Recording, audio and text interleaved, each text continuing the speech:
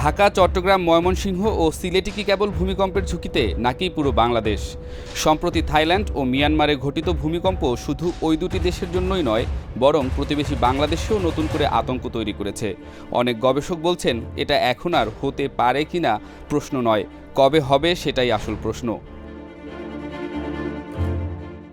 দীর্ঘদিন ধরে বিশেষজ্ঞরা সতর্ক করে আসছেন বাংলাদেশ একটি ভূমিকম্প প্রবণ অঞ্চল, যেখানে বড় ধরনের ভূমিকম্প ঘটার সম্ভাবনা রয়েছে।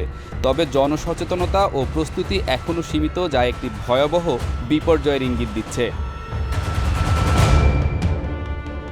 বুয়েট, জিএসবি এবং ইউএসজিসির গবেষণায় বলা হয়েছে বাংলাদেশে একটি 7.5 বা তারও বেশি মাত্রার ভূমিকম্প হতে পারে। ভূগর্ভে যতদিন শক্তি জমা হতে থাকবে ততদিন এই আশঙ্কা বাড়তে থাকবে। এই বাস্তবতা থেকে চোখ ফিরিয়ে রাখলে বাংলাদেশের ভবিষ্যৎ আরও দুর্বল হয়ে পড়বে। বান্ডেল থাকলে প্রতি সেনমানিতে টাকা বাঁচবে। বিকাশ সেনমানি বান্ডেল কিনে জিতুন প্রতি লেনদেনে। বাংলাদেশের ভূগর্ভে ইন্ডিয়ান প্লেট, ইউরেশিয়ান প্লেট এবং বার্মা মাইক্রোপ্লেট সক্রিয়ভাবে কাজ করে। ইন্ডিয়ান প্লেট প্রতিনিয়ত ইউরেশিয়ান প্লেটের নিচে ঢুকে যাচ্ছে, যার ফলে ভূগর্ভে বিশাল পরিমাণ শক্তি সঞ্চিত হচ্ছে। এই চাপই একসময় ভূমিকম্পের রূপ নেয়। এটি এমন এক প্রাকৃতিক প্রক্রিয়া যেটা থামানো সম্ভব নয়, তবে এর ক্ষয়ক্ষতি কমানো সম্ভব। চট্টগ্রাম ও পার্বত্য চট্টগ্রাম অঞ্চল বার্মা প্লেট ও ইন্ডিয়ান প্লেটের সংযোগস্থলে অবস্থিত, যেখানে বেশ কয়েকটি সক্রিয় ফল্ট লাইন রয়েছে। সিলেট ও ময়মনসিংহ অঞ্চল রয়েছে ডাউকি ফল্ট এবং শিলং প্লেটোর মতো ভয়ঙ্কর ভৌগোলিক কাঠামো।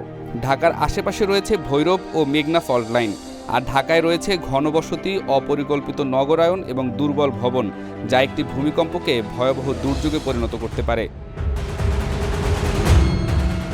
রাজশাহী, খুলনা, বরিশাল কিংবা রংপুর এই অঞ্চলগুলো তুলনামূলকভাবে কম আলোচিত হলেও সেগুলো ভূমিকম্পের প্রভাব থেকে মুক্ত নয়।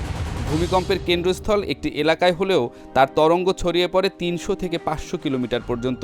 তাই দেশের যে কোনো অঞ্চলেই ক্ষয়ক্ষতির সম্ভাবনা থেকে যায়, বিশেষ করে যদি প্রস্তুতি না থাকে। চট্টগ্রাম, সিলেট, ময়মনসিংহ এবং ঢাকা অঞ্চলকে আমরা সাধারণত রেড জোন বা উচ্চ ঝুঁকিপূর্ণ হিসেবে চিহ্নিত করি, কিন্তু বাস্তবতা হলো ভূমিকম্প কেবল এই 4টি অঞ্চলের সমস্যা নয়, পুরো দেশটাই একটি সক্রিয় টেকটনিক প্লেটের পরিবেশে অবস্থিত। ফলে বড় ধরনের কোনো ভূমিকম্প হলে তা সারা দেশেই প্রভাব ফেলতে পারে, বিশেষত যেসব অঞ্চলে অবকাঠামো দুর্বল এবং জনসচেতনতা কম। বাংলাদেশের ভূমিকম্প ইতিহাস খুবই ভয়াবহ। 1897 সালের গ্রেট আসাম ভূমিকম্প, 1918 সালের সুনামগঞ্জ ভূমিকম্প এবং 1950 সালে ঘটেছিল আসাম তিব্বত ভূমিকম্প। এসব ভূমিকম্প অনেক জায়গায় ভূমির উচ্চতা পর্যন্ত পরিবর্তন করে দিয়েছিল, নদীর গতিপথ বদলে গিয়েছিল, অথচ তখন জনসংখ্যা ও অবকাঠামো অনেক কম ছিল। ভূমিকম্প ঠেকানো সম্ভব না হলেও এর প্রস্তুতি নিয়ে ক্ষয়ক্ষতি অনেকটাই কমানো যায়। প্রতিটি ভবনকে ভূমিকম্প সহনশীল করে গড়ে তোলা, পুরনো ভবনের ঝুঁকি চিহ্নিত করে সংস্কার করা, জনগণকে প্রশিক্ষণ দেয়া এবং জরুরি মহড়া চালু করাই এখন সবচেয়ে জরুরি বলে মনে করছেন বিশেষজ্ঞরা।